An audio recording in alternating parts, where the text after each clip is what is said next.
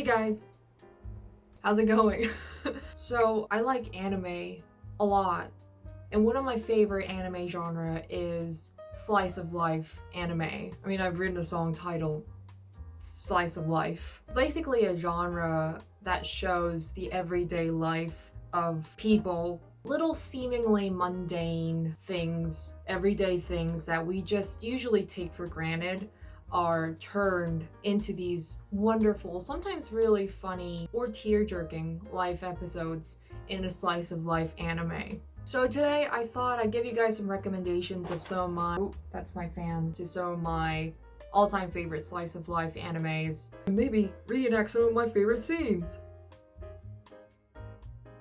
Nichijou. Nichijou is a slice of life anime about 3 high school girls just vibing, just living their normal high school lives. They do the everyday mundane things that students do. Walk to school, study, eat, do homework, but only that it's not really normal. Because there's a school principal who fights deers, a dude who's somehow allowed to come to school with this hair, and a neighborhood scientist who's presumably something like 7 years old and gets babysat by her robot assistant, whose only indication that she's a robot is that her arm falls off every once in a while.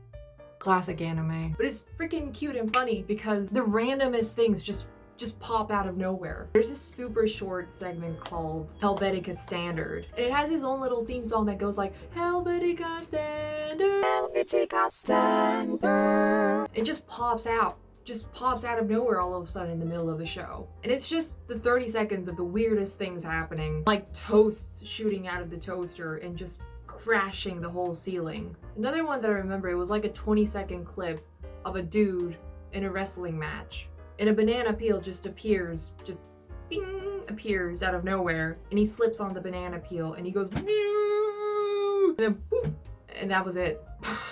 Just the randomest things ever. But that's the beauty of it. It's a very fast-paced, omnibus style anime. No Naruto or Game of Thrones kind of stuff going on like, oh, it takes 10 years to freaking finish the song. I mean, show. It's a very light watch that no pressure, like no commitment issues. You can just watch a few episodes. There's no like major underlying story arc that goes throughout the whole show. It's just like one by one episode. So it's like a very low commitment show, I would say. Very entertaining, very fun to watch. Highly recommend. Fav scene. One of the girls accidentally stabs her finger with the tip of a mechanical pencil, and it hurts so much she screams, but she screams so loudly that fire laser light beam shoots out of her mouth, exploding her house, punches through the Earth's atmosphere, and destroys the solar system. Barakamon. Barakamon is about this professional calligrapher dude who gets completely roasted by a critic that his work is unoriginal. So he goes on a retreat to a remote island to enjoy some artistic inspiration in peace and calmness and serenity, only to be interrupted by a kid who's at least 10 times more hyper than the Energizer Bunny, and other villagers just constantly throwing at him full-on countryside experience, just non-stop. Just a warning, I know that summary sounded really hectic and chaotic, but this anime is wholesome as frick. It's so wholesome. Might make you cry a little bit as well.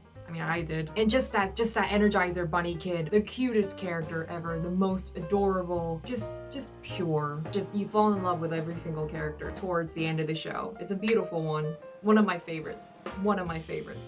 Fav scene. The main character dude picks up a branch stick that's just casually lying on the ground, and when he picks it up, a swarm of bugs crawl out from a hole on the stick. So he screams and throws the stick away, and the stick lands on the village chief's face, and now the village chief's face is Gekkan Shoujo Nozaki-kun. Gekkan Shoujo Nozaki-kun is about a daily life of a dude called Nozaki-kun, who is a high school manga artist. By the way, manga means Japanese comic book. So comic books that were made and written and drawn in Japan. Drawn in Japan. And this Nozaki-kun, the manga artist, has a secret lover who has this massive crush on him without him knowing. The main gem / pain that goes throughout the show is that this manga drawing dude is basically a manga drawing stone. So the poor assistant girl's one-way love always results in nothing but a whole lot of anime blushing and the evaporation of hope and unmatched love.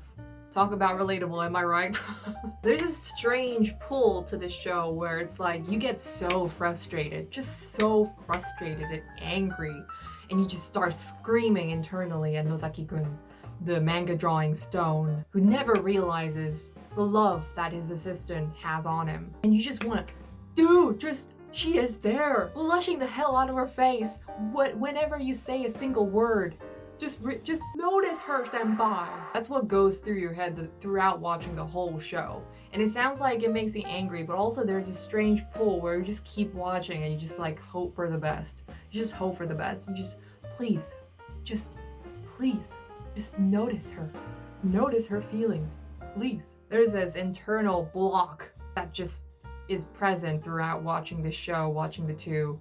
Just never being in alignment with their feelings. There's a phrase for it in Korean as well, which is 고구마 100개 먹은 것 같다, which means it feels like you've just eaten 100 sweet potatoes without water, no water or milk, and it's just in your throat, just stuck in your throat, and you just, my God, Lord, please help. This has to resolve. This is just internal frustration. I feel like I've just said a whole load of frustrating things and roasted the anime basically, but it's a good one. It's a good one. I really enjoyed it actually. Despite the frustration that goes on, it's one of the sweet, it's a sweet kind of tsundere frustration, if you will, that I've seen. Nozaki-kun, aka Manga Drawing Stone, and the ribbon hair girl is just about to walk back home after school, but it's raining outside, and they both forgot to bring an umbrella. So Nozaki-kun does this, and together they run into the rain in the most romantic manner in the history of romantic manners. Disastrous Life of Saiki K. Last but not least, this is my favorite one. Out of all the animes on this list, this is my favorite one. I think it might also be my all-time favorite, one of my all-time favorites of all animes that I've watched as well. It's called The Disastrous Life of Saiki K. Saiki, the main character, is a naturally born, pink-haired, multifaceted psychic, just trying to live, who's just trying so hard to live a normal human life of a high school boy. It's only just that his psychic abilities are so powerful, so uncontrollably powerful, that he must spend every waking hour of his life, and also sleeping hours as well sometimes, to cover up his superpowers to his school friends and to the public. How powerful is he? Oh man. Oh man. His abilities are so ridiculously powerful that in the show he states that he basically hypnotized the entire human race into believing that it's perfectly normal to be naturally born with bright electric pink hair. He can also read minds as well. I mean, he can just basically do anything. Imagine dating somebody like him. He can hypnotize you without you knowing, read your mind, he can teleport, he can go back in time. Oh man, it's gonna be some sequel to Twilight, but weirder and pink. Basically, all scenes of baby Saiki K, like this motorbike scene, was a mood. Here you go, guys. That was my favorite slice of life anime recommendations. I really enjoyed some of them, one of my favorites. It's really fun to watch. Just really fun. Hope you guys get to watch at least one of them. Just anime is pretty good. Pretty good. Anime is good.